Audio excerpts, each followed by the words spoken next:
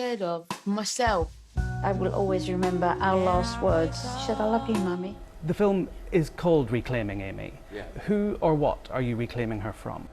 I wondered that as well. Oh yeah, we wondered that as well. Just this bile that's been piled onto that family. I still get it now. You killed your daughter. What we're trying to achieve is a more rounded image of Amy. Oh, there she is. Hello, darling. It was during this period that Mitchell became the public face of the family. You know, I look back and there's lots of things I wish I'd have done differently. And you mentioned, of course, the dark times, and the film doesn't shy away from those. Mitch, at one point you say mistakes were made when Amy was ill. Mistakes were... I think you we know, didn't know what it was all about. We didn't know what to do. Yeah, it's more, you know, as a family, we could stand on our heads. You know, how many times we had family interventions, I lost count. How many times I took her into rehabs and she'd walk out the next day. It's very difficult. So I don't think mistakes are the wrong, because there is no right or wrong way to deal with it. And the only people that would understand that are people who, within their family, are struggling with addiction. It's only looking back now that I realise how little we understood. The press coverage when Amy was ill was wall to wall. Do you think there has been any progress in the way the media treats celebrities in crisis in the 10 years since she's died? Called a wino, they called a junkie, they called a drug addict. You know, that was the norm sort of 10, 15, 12 years ago, whenever it was.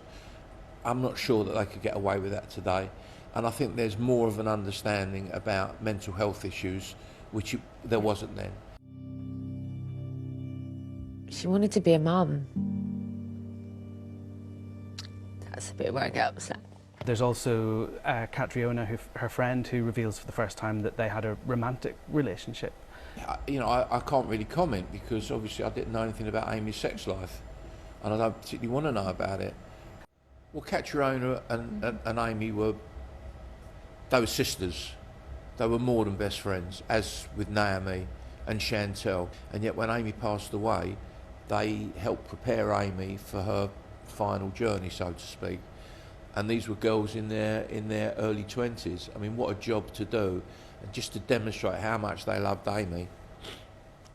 In 10 years' time, I'd like to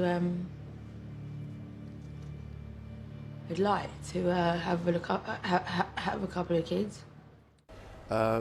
On the 23rd, we're all together at the cemetery and have lunch together. And what will happen, the first 10 minutes we'll be sobbing, and then after that we'll be in fits of laughter with a new Amy anecdote. But that's the main thing, that although it's not a joyful thing that you would go and celebrate it, but we do. We actually go and remember her.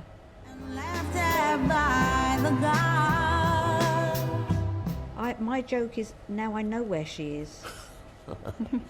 Yeah. That's a black joke. Yes, but true.